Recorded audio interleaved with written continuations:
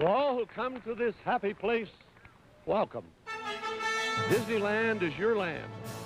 Disneyland is dedicated to the ideals, the dreams, and the hard facts that have created America, with the hope that it will be a source of joy and inspiration to all the world. Not everybody may know that my father had a little apartment. My parents spent much time at it. It was right over the firehouse on Main Street in Disneyland. Disneyland was being built while Dad was in the middle of a production on Lady and the Tramp. He'd spend the morning in the studio, then out in Anaheim in the afternoons and back. It's a long drive. I think he always envisioned he'd have to be there, and he'd want to be there. Mother and Dad loved the Victorian period. It was the period that they grew up in, but our home was not of that style. This was their little Victorian masterpiece. Emile Curry, very talented set decorator, decorated the apartment with things that they had and things that he also found. He won an Academy Award for the sets of 20,000 Leagues Under the Sea, Mary Poppins, Pollyanna, all the films, that part of my father's life and beyond.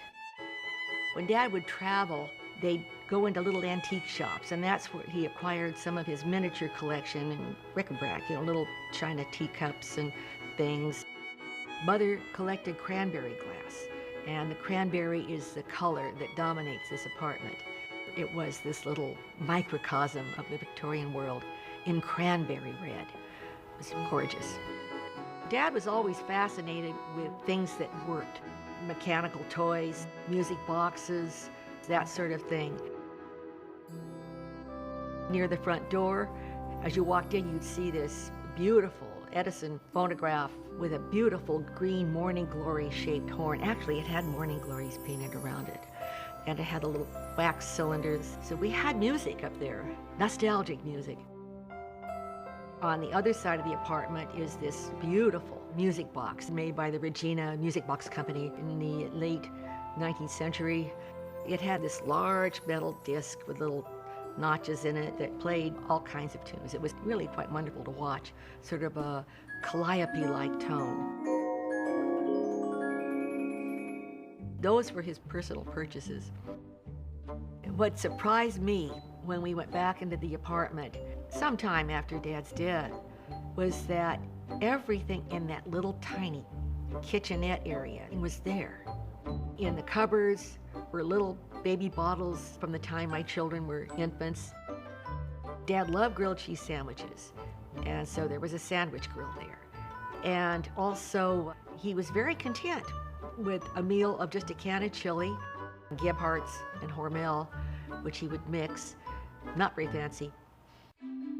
Emile Curry designed a little terrace out on the roof, wicker furniture, beautiful colors, and they would arrange little buffet lunches for family there, and then we'd sit out on the ledge above the firehouse and watch the parade. A few days before Disneyland opened, my parents celebrated their 30th wedding anniversary in the park. Everybody went into the Golden Horseshoe Saloon, and just as we were sitting down to dinner, Mother came to me and said, "Where's Walt? I can't find him." I look up and I spy Dad. He's up in a balcony just over the stage, and the Golden Horseshoe review has started.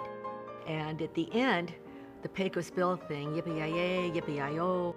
Dad is up in the balcony and he starts going bang, bang. And he started to climb over the side of the balcony, get down on then when he got to the stage, he just stood there and beamed. And someone yelled, "Get Lily up there." So Mother goes up on the stage. Then everybody came up on stage and started dancing, and Dad was just wandering around, so happy. It was very sweet.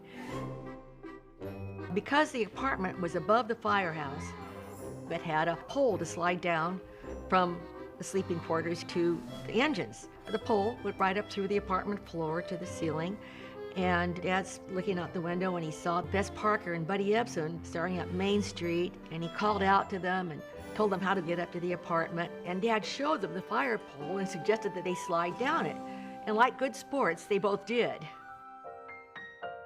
When Mother and Dad would spend their weekends there, Dad had this little routine. He'd get dressed and walk the park before anybody else was there.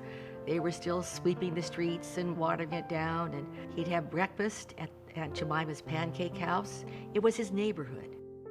My dad would call me from his office sometimes and ask if they could take the kids down to Disneyland for the weekend. My children often spent the weekend down there. They really loved it. And he loved being a grandfather. The couches are beds, and underneath them were pull-out trundle beds. And they all slept there, little girls all over the floor, and Mother and Dad. Ron and I spent a couple of nights out there with our children. And just out on the other side of it was the jungle ride. And they didn't turn off the soundtrack for the jungle ride.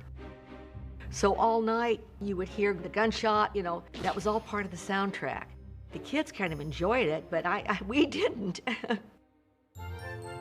From the time Disneyland existed, the annual opening of the Christmas parade was really the highlight of our Christmases. Dad would always lead the parade in some vehicle, and when my children were old enough to go with him, he was so thrilled. But they weren't. They were terrified. My daughter Joanna, when he first rode with her, as he came by where we were in the stands, he looked at us and he went like that. She was hiding on the floor of the little vehicle. When we conceived of our museum, I very much wanted to represent the apartment there because it was such a part of their lives. It's the purpose of the museum, for people to know who he was and what he liked to do. And this was something that was very dear to both of my parents. The window you see behind me here is an exact replica of the window he would stand and look out at the main square. And he could watch the Disneyland parade at the end of the day. And he always got very emotional when he saw them lower the flag in his Disneyland. I love the fact that Disneyland has kept this apartment the way it is.